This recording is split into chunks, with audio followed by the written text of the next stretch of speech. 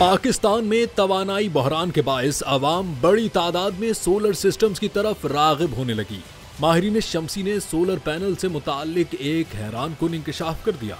माहिरीन शमसी तवानाई के मुताबिक शदीद गर्मी में सोलर पैनल्स की कारकर्दगी दर हकीकत कम हो जाती है। ज्यादा दर्जे हरारत में सोलर पैनल्स के अंदर इलेक्ट्रॉन जरूरत से ज्यादा हरकत करते हैं, जिससे वोल्टेज में कमी आती है और बिजली की पैदावार घट जाती है।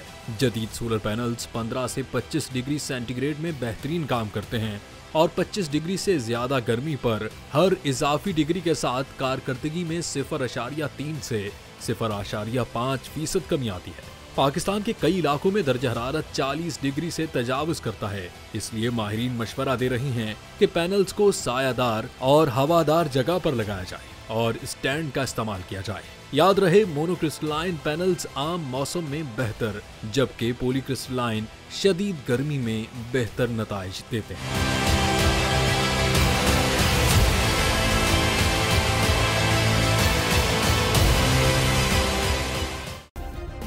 सब्सक्राइब करें और बेल दबाएं ताकि कोई खबर रह न जाए।